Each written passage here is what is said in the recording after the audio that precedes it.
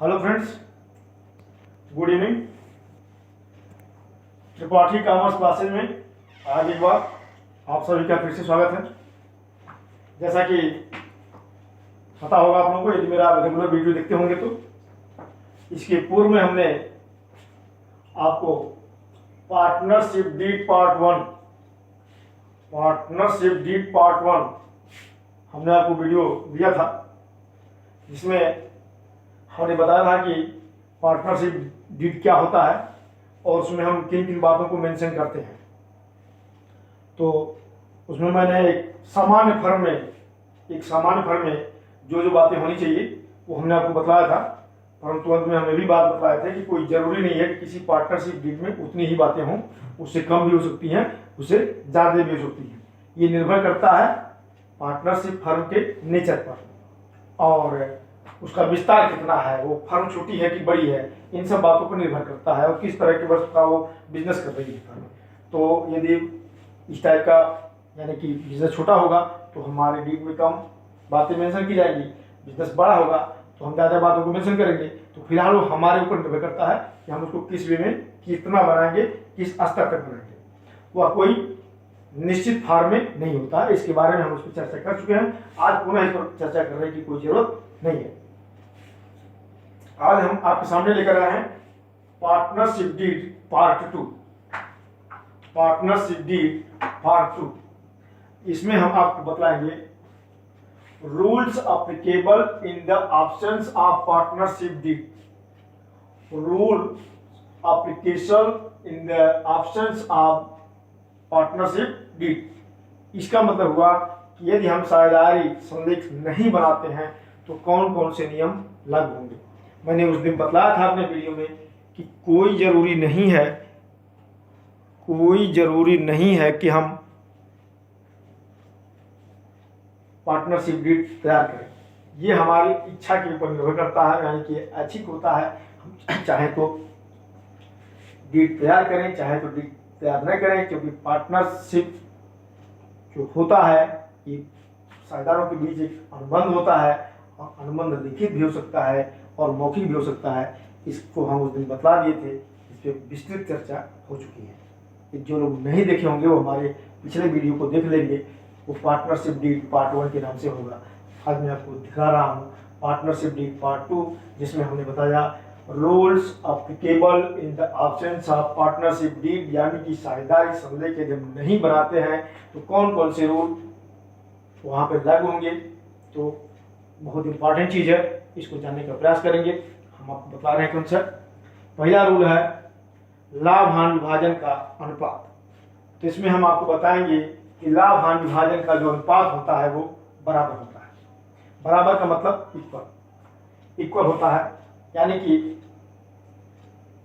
यदि आप किसी फर्म में 5 रुपये लगाए हैं और हम 50,000 लगाए हैं, फलाने 5 करोड़ लगाए हैं और संजोग से 1 करोड़ का लाभ हो जाता है, तो उस 1 करोड़ रुपए में तीनों लोग बराबर के साझेदार होंगे।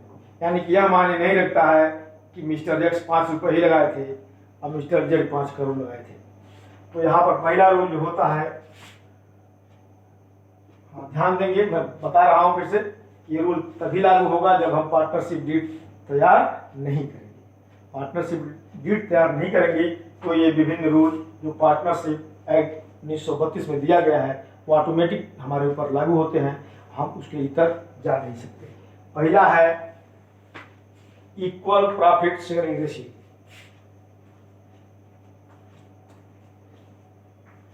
इक्वल प्रॉफिट शेयरिंग रेशियो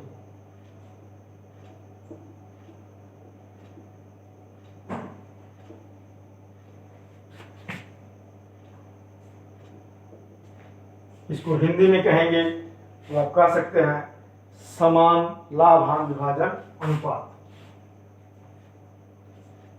समान लाभ हानि विभाजन अनुपात।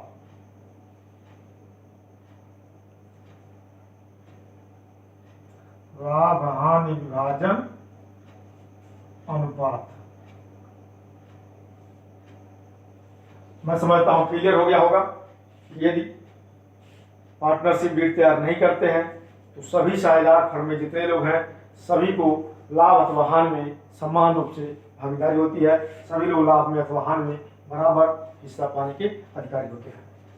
दूसरा है आपका पूंजी पर ब्याज। तो मैं आपको बता दूं कि पूंजी पर ब्याज की कोई व्यवस्था नहीं दी गई है, यानी कि साझेदारी अधिनियम 1932 में इस बात पर चर्चा की गई है कि यदि कोई पार्टनरशिप फर्म ऐसी है जिसमें कि पार्टनरशिप डीड तैयार नहीं है तो किसी भी साझेदार को पूंजी पर कोई ब्याज नहीं दिया जाएगा। यानी आप इसको लिख सकते हैं no interest on capital, no interest on capital. Hindi में कहें तो पूंजी पर ब्याज नहीं, पूंजी पर ब्याज नहीं।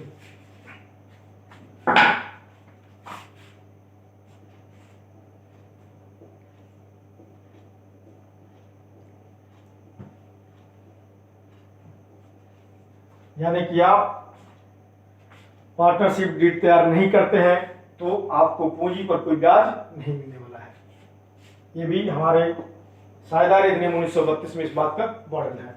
अगला है साझेदारों द्वारा दिए गए ऋण पर ब्याज। इसको समझ लीजिए, यदि कोई साझेदार फर्म में अपनी पूंजी के अलावा कोई ऋण या गिरवी दिया है, यदि कोई साझेदार फर्म में अपनी पूंजी के अलावा कोई ऋण अथवा एडवांस दिया है तो उसे कम से कम 6% की दर से ब्याज दिया जाएगा। इस बात का भी पार्टनरशिप एक्ट में वर्णन है। यानी कि minimum interest on loan is कितना होगा 6%।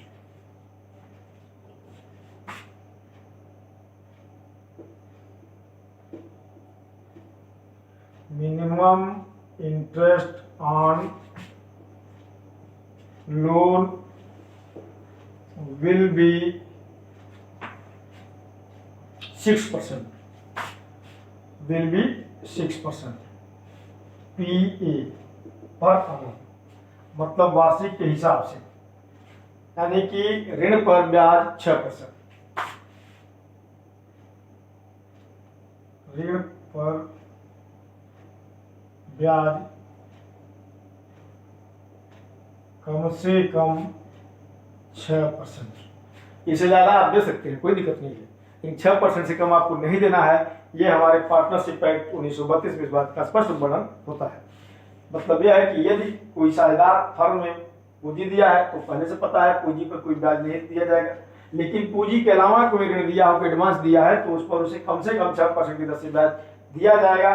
आप चाहें तो उसे अधिक दे सकते हैं परंतु कम नहीं दे सकते। चौथे नंबर पे आ जाइए। चौथा आपका कह रहा है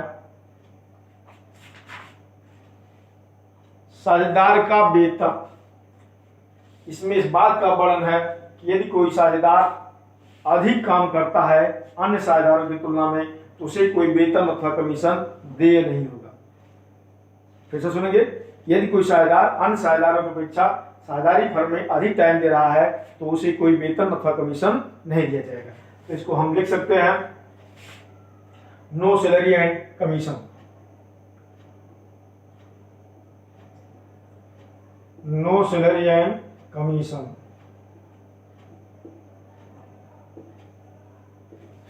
वेतन अथवा कमीशन नहीं, वेतन अथवा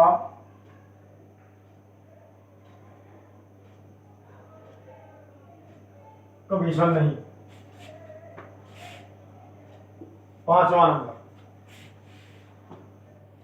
पांचवा नंबर आपका है आहरण पर ब्याज। जैसे मैंने पहले बता दिया कि पूंजी पर ब्याज की कोई व्यवस्था नहीं है, ठीक उसी प्रकार से आहरण पर ब्याज की भी कोई व्यवस्था नहीं है।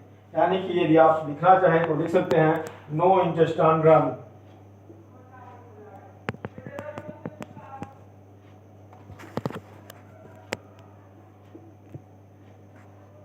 आहरण पर ब्याज नहीं, आहरण पर ब्याज नहीं। क्लियर हो गया होगा, यहीं से क्लियर हो जाना चाहिए कि हम कैपिटल पर कोई इंटरेस्ट नहीं देते हैं तो ड्राइंग को देने का कोई औचित्य नहीं है। यानी कि यदि कोई साझेदार अथवा सभी साझेदार फर्म से आहरण करते हैं तो उनसे आहरण पर कोई ब्याज लेने की व्यवस्था नहीं है। आप कोई ब्याज नहीं लेंगे, यदि आप लेते हैं तो वो अवैधानिक माना जाएगा। यानी कि पार्टनरशिप डीड में इस बात का स्पष्ट वर्णन है पार्टनरशिप एक्ट में कि हम पार्टनरशिप डीड नहीं तैयार करते हैं तो पूंजी अथवा आहरण पर भी हम कोई ब्याज नहीं दे सकते हैं। 6वें नंबर पे आ जाइए। 6वां नंबर आपका कह रहा है नए साझेदार का प्रवेश, यानी कि rules of admission of new partners. Rules of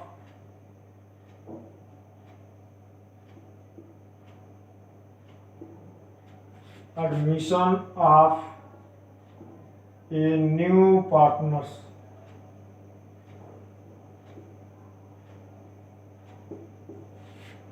नए साझेदार के प्रवेश संबंधी नियम।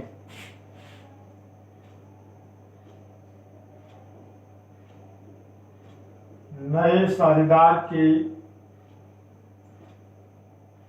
प्रवेश संबंधी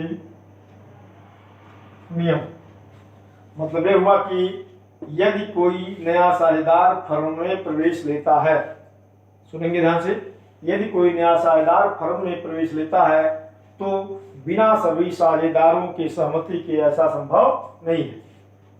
यानी कि पार्टनरशिप एक्ट में इस बात का वर्णन है कि यदि हम डीड तैयार नहीं करते हैं तो कोई यदि नया साझेदार फर्म में प्रवेश लेता है तो बिना सभी साझेदारों की सहमति के यह संभव नहीं है। सबकी सहमति जरूरी होगा, तभी आप जो है नए साझेदार का प्रवेश फर्म में करा पाएंगे। 7वां नंबर है आपका रूल, ठीक है, rules of use of name and goodwill. Rules of use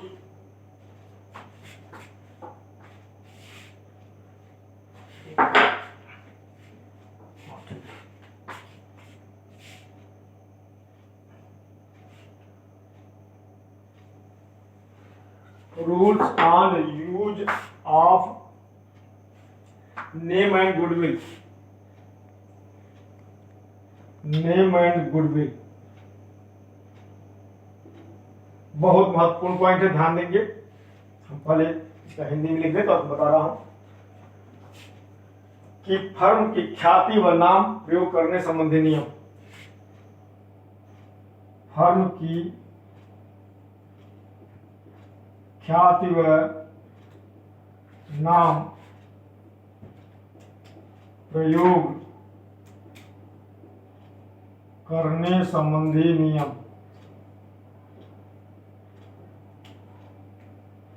ये क्या है? या ये कहता है कि यदि आप पार्टनरशिप फर्म में साझेदार हैं और फर्म के नाम का प्रयोग करके अथवा फर्म की गुडविल, फर्म के नाम का प्रयोग करके अथवा फर्म की गुडविल को भुना करके कोई आप लाभ कमाए हैं तो उस लाभ को फर्म में आपको देना होगा। उस लाभ का हिसाब आपको फर्म में देना होगा। बाकायदे फर्म में वो लाभ को जो भी धनराशि उसकी बनती है वो आपको फर्म में लानी होगी। बाद में उसका हिस्सा लगेगा, आपका जो हिस्सा मिलेगा आपको मिलेगा, परंतु वह पर्सनली आप नहीं ले सकते। सपोज करिए कि हम किसी कंपनी के मैनेजर हैं या आप ही मैनेजर हैं किसी कंपनी के, तो उस किसी यक्ष व्यक्ति को आप वही सामान बेच दीजिए जो आपकी फैक्ट्री या कंपनी में बनती हो, तो अगला तो ये समझ करके आपसे सामान लिया होगा कि आप उस कंपनी के मैनेजर हैं और सामान जो है वो कंपनी का है। लेकिन वास्तव में आप सामान कंपनी का न दे करके अपने पर्सनल स्रोतों से आपने सामान दिया, पर्सनल रिसोर्स से आपने सामान दिया, कहीं से खरीद करके उसको दिया, उसके अलावा कमा लिए। बाद में फर्म के लोग ये बात जानते हैं कि आप जो फलाने को माल बेचे थे वो कंपनी का नहीं था, लेकिन आपने कंपनी का नाम यूज किया था, तो कायदे से उसमें जितना भी लाभ आप कमाए होंगे वो फर्म को लग देना होगा। ये पार्टनरशिप एक्ट में इस बात का वर्णन है। यानी फर्म का गुडविल अथवा फर्म का नाम का प्रयोग करके आप कोई भी अनुचित लाभ लिए हो तो उस लाभ को फर्म में लाना होगा। यही है ये rules on use of name and goodwill. 8वां पॉइंट हम आपको बताएंगे ये कह रहे हैं rules on competitive business, rules on competitive business.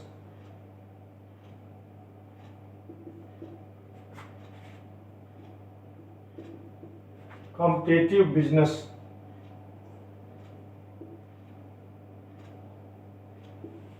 प्रतियोगी व्यवसाय संबंधी नियम।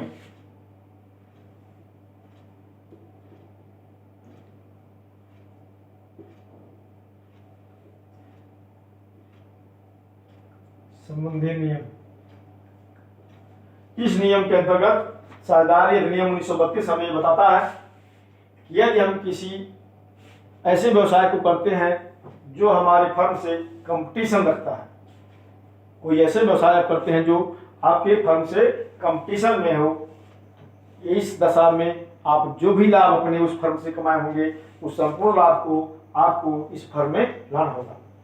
सपोज करिए आपकी फर्म किराने का स्टोर चलाती है या मल्टी स्टोर चलाती है, कोई भी स्टोर मान लीजिए आप चलाती है फर्म, और ठीक उन्हीं सामानों के लिए आप एक खुद का भी स्टोर खोल दीजिए। तो अगला जो ग्राहक आएगा वो ये समझ करके आपके पास आएगा कि ये तो स्टोर के आदमी है और इनका सामान भी है जो स्टोर का है। हो सकता है, गारंटी नहीं है, हो सकता है। दूसरी बात ये कि यदि आप उससे कह भी देते हैं कि ठीक है सामान स्टोर का नहीं है, हमारा पर्सनल सामान है, तो भी जब यदि आपकी फर्म उसी वस्तु का बिजनेस कर रही है तो आप क्यों उसको अलग से कर रहे हैं? यदि आप ऐसा करते हैं तो साझेदारी अधिनियम 1932 अधिकार देती है कि आप अपने स्टोर से जो भी लाभ कमाए होंगे तो आपको उस लाभ को फर्म में लगा देना होगा, फर्म में मिला देना होगा, उसका हिसाब आपको फर्म को देना ही होगा। दूसरे शब्दों में कहा जाए तो हम कोई भी कॉम्पिटिटिव बिजनेस नहीं कर सकते, फर्म के कॉम्पिटिटिव बिजनेस हम नहीं कर सकते यदि हम फर्म में साझेदार हैं तो। 9वां नंबर ये कह रहा rights of direction and operation. Rights of direction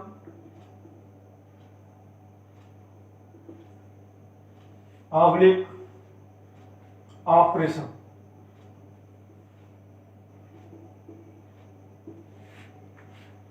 मतलब संचालन व निर्देशन का अधिकार, संचालन व निर्देशन का अधिकार। इस अधिकार के तहत साझेदारी अधिनियम 1932 हमने अधिकार दिया है कि यदि हम किसी फर्म में साझेदार हैं, हम का मतलब कोई भी साझेदार यदि फर्म में साझेदार है तो उसे अधिकार है कि वो फर्म में डायरेक्शन दे सकता है और फर्म का संचालन कर सकता है। सक्रिय भूमिका में वो रह सकता है, रह करके वो डायरेक्शन दे सकता है अथवा ऑपरेशन मतलब संचालन कर सकता है। उसे ऐसा करने से कोई भी साझेदार रोकेगा नहीं, उसे ऐसा करने से कोई साझेदार रोकेगा नहीं। हाँ हो सकते वो नाबालिग ना हो, क्योंकि नाबालिग संबंधी नियम हम आपको बाद बताएंगे, उसके कुछ अलग रूल होते हैं। तो यहाँ पर क्लियर हो गया होगा कि rights of operation and direction, किसी भी साझेदार को फर्म में संचालन करने निर्देशन देने का पर्याप्त अधिकार होता है, वो ऐसा कर सकता है। 10वां नंबर ये क्या है? Rights of cheque and Xerox. हाय cheques and Xerox. Rights of file oblique book cheques oblique Xerox. इसका मतलब है हुआ निरीक्षण अथवा प्रतिलिपि का अधिकार। निरीक्षण अथवा प्रतिलिपि का अधिकार।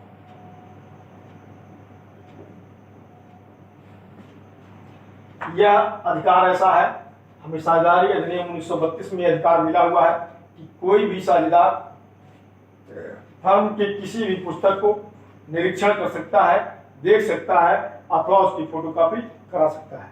ऐसा करने से उसे कोई भी मेंबर ऑफ पार्टनरशिप या फर्म मतलब कोई भी उसे रोक नहीं सकता है, कोई सदस्य नहीं रोक सकता है, फर्म का कोई अधिकारी नहीं रोक सकता है, कोई कर्मचारी नहीं रोक सकता है, कोई उसे रोक नहीं सकता। यदि वो फर्म का साझेदार है तो वह कायदे से किसी भी पुस्तक को देख सकता है, उसका जिराक्स करा सकता है। यहाँ पर भी वही नियम लागू है कि बशर्ते वो नाबालिग ना हो, क्योंकि नाबालिगों को ये दोनों ही सुविधाएं नहीं दी जाती। नाबालिगों को ये दोनों ही सुविधाएं नहीं दी जाती, ये ध्यान में रखिएगा। और उनका नाबालिग नहीं है तो ऐसा वो कर सकता है। संचालन निर्देशन में भी पूरा अधिकार दे सकता है, निरीक्षण कर सकता है, प्रतिलिपि दे सकता है। ठीक, तो जहाँ तक मैं आपको बताया, आज का वीडियो कुछ लंबा नहीं हुआ होगा, 10-15 मिनट का वीडियो रहा होगा। आप लोगों को भी अच्छा लगा होगा कि वीडियो कुछ ज़्यादा नहीं है, तो ठीक ही है। आज इससे ज़्यादा हमको पढ़ाना भी नहीं है। पार्टनरशिप डीड 2 ही पार्ट में हमने बनाया। पार्ट 1 थोड़ा 30-35 मिनट का था, उसको देखिएगा जरूर। ये नहीं देखे होंगे तो पार्ट 2 10-15 मिनट का वीडियो हमने बताया।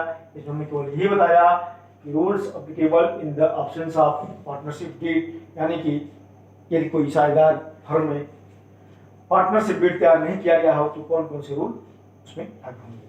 तो मैं समझता हूँ कि मेरी बात समझ में आई होगी। कोई प्रॉब्लम होगी तो आप लिखिएगा, उसको हम कमेंट में लिखिएगा, उसको हम दूर करेंगे। इसी के साथ वीडियो पसंद आएगा तो लाइक शेयर सब्सक्राइब जरूर करिएगा।